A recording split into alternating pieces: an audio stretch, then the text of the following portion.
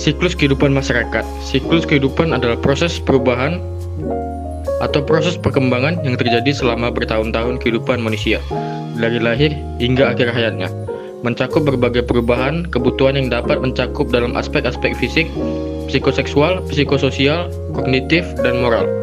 Pemetaan siklus kehidupan penting untuk melengkapi pengetahuan mengenai perilaku manusia dan dalam mencegah kesulitan-kesulitan yang timbul selama perkembangan manusia. Siklus kehidupan masyarakat merujuk pada serangkaian tahapan yang dilalui oleh suatu kelompok atau komunitas manusia dalam proses perkembangan sosial dan budaya mereka. Secara umum, siklus ini meliputi beberapa fase utama, yaitu kelahiran, pertumbuhan, kedewasaan, dan penuaan atau kehancuran. Kemudian ada teori, ada 4 teori yang akan saya jelaskan sebagai berikut. Yang pertama ada teori siklus. Teori siklus beranggapan bahwa perubahan sosial yang terjadi di dalam masyarakat tidak direncanakan ataupun tidak diarahkan, namun biasanya akan membentuk pola yang berulang. Yang kedua ada teori linear atau yang biasa disebut dengan teori perkembangan, yang menyebabkan perubahan yang terjadi di dalam masyarakat itu berujung atau menuju pada satu titik yang sama. Teori ini juga merangkum mengenai proses evolusi ataupun revolusi. Yang ketiga ada teori modernisasi. Teori modernisasi mengatakan bahwa perubahan yang terjadi di suatu negara berkembang akan mencontoh negara industri ataupun negara yang lebih maju. Sementara itu, teori yang terakhir adalah teori perubahan sosial. Teori konflik ini mengatakan bahwa perubahan sosial adalah hasil dari adanya konflik yang terjadi antar kelompok ataupun golongan tertentu yang kemudian diterima oleh masyarakat.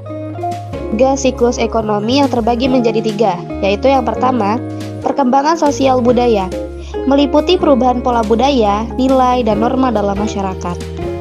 Contoh pada siklus ekonomi perkembangan sosial budaya itu 1.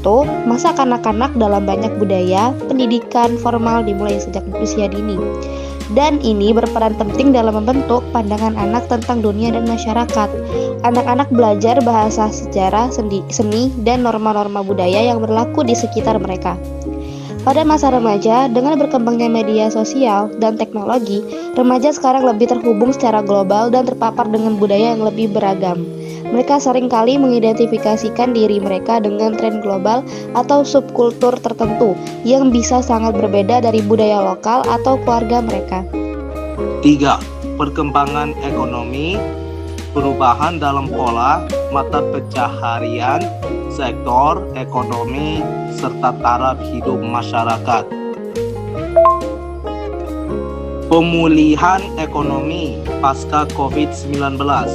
Pada 2021 ke 2022, ekonomi global mulai pulih setelah dampak pandemi.